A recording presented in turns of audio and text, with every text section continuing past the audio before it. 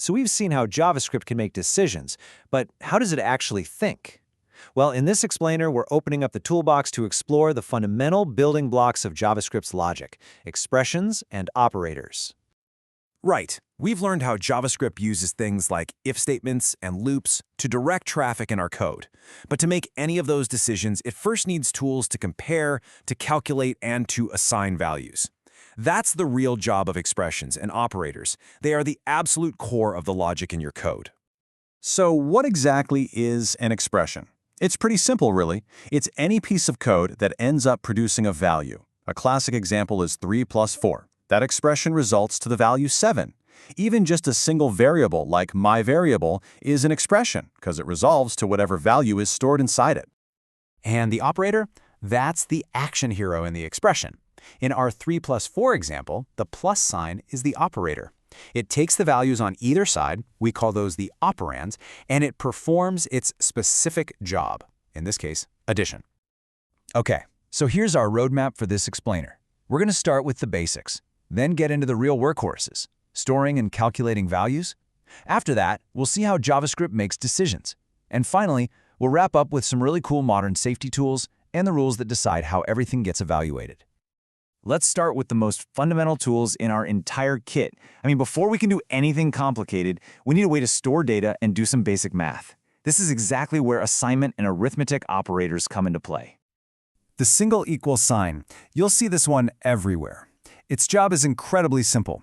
Take the value on the right and assign it or store it in the variable on the left. So here, the value 10 is being put into the variable we've named total. Now here's how we can write code that's a bit more efficient. These are called compound assignment operators. For instance, instead of writing out x equals x plus y, you can just use the shorthand x plus equals y. It might seem like a small thing, but it really does make your code cleaner and more concise, especially when you're doing a lot of these operations. And check this out. This is a really powerful feature called destructuring. On the left, we've got the old way of pulling values out of an array, one line for each value. But on the right, we do it all in one go. This doesn't just save space, it makes what you're trying to do way clearer, which helps cut down on mistakes. Okay, next up are the calculators of JavaScript.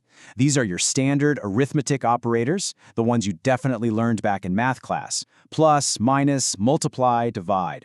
We also have the remainder operator, which you might know as modulo, and the exponentiation operator for doing powers. Now, just like in math, JavaScript has an order of operations. It's going to do multiplication before it does addition. So this is crucial. If you want to control that order, you have to use parentheses. See here, by wrapping 5 plus 2 in parentheses, we're forcing JavaScript to do the addition first. Now for the increment and decrement operators. The position of the plus plus is everything here. With prefix plus plus x, the value gets increased before it's used. So if x is 5, let y equal plus plus x makes both x and y equal to 6. But with postfix x plus plus, the original value is used first and then x gets increasing. So if x is 5, let y equal x plus plus makes y equal to 5, and only after that does x become 6. It's all about timing. Okay, so now we can store and calculate values. Let's get to the really interesting part, how JavaScript actually makes decisions. This is where comparison and logical operators come into the picture, and they are the absolute core of the language's decision-making engine. All right, this is a big one. Loose equality, the double equals sign. It tries to be helpful by converting types before it compares things, but this can lead to some really weird, unexpected results. Strict equality, the triple equals, is much safer. It checks if both the value and the type are the same.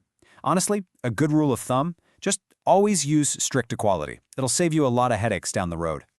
These are the connectors. They let us build complex conditions. The AND operator, double AND, requires both expressions to be true. The OR operator, double OR, only requires one of them to be true. And the NOT operator, the exclamation point or bang, it just flips a Boolean value.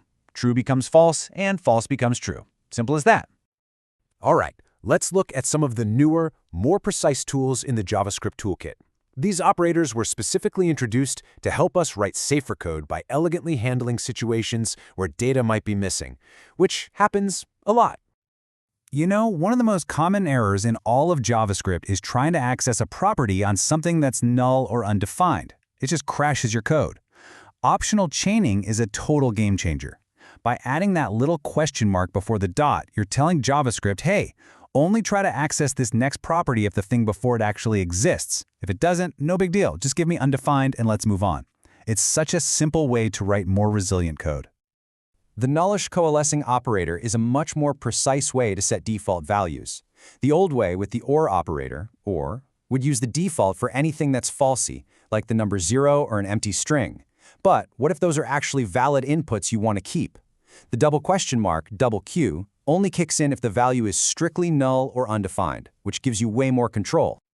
So, we've got all these amazing tools, but how does JavaScript know which one to use first when they're all in the same line of code? Well, let's take a look at the official rulebook that governs how our logic actually gets executed. Here are a few more specialized operators you might run into. The ternary operator is just a really concise way to write a simple if-else statement. The type of operator is essential for checking what data type a variable holds, super useful for debugging. The comma and bitwise operators are a bit more niche, but it's good to know they exist for some really advanced situations. You know, JavaScript is efficient, it's a little bit lazy, in a good way. With logical operators, it uses something called short-circuiting. Take an AND expression. If the very first part is false, JavaScript knows the whole thing has to be false, so it doesn't even bother looking at the second part. It just stops. This is a really important performance optimization to keep in mind. Okay, here's a simplified look at the official rulebook, operator precedence. Now, don't feel like you have to memorize this entire list. The most important thing to remember is that this order exists, and you have the most powerful tool to control it right at the very top, parentheses. When in doubt, just use parentheses to make your code's intention perfectly clear. So, to wrap it all up, the best way to think about this is that operators and expressions are the fundamental grammar of JavaScript. They are the verbs and the nouns that let you combine data and instructions into meaningful statements that can perform calculations and make decisions. We've put together a really powerful toolkit for manipulating data and controlling logic, but just writing everything out line by line isn't very efficient or scalable. So that leads to a very natural next question. How do we bundle all this logic into organized, reusable, and powerful blocks of code? And that's exactly where we're going next. Functions are where all these operators and expressions really come to life, all packaged up into the reusable, powerful building blocks that make your code organized and dynamic. Join us next time as we dive deep into JavaScript functions. You don't want to miss it.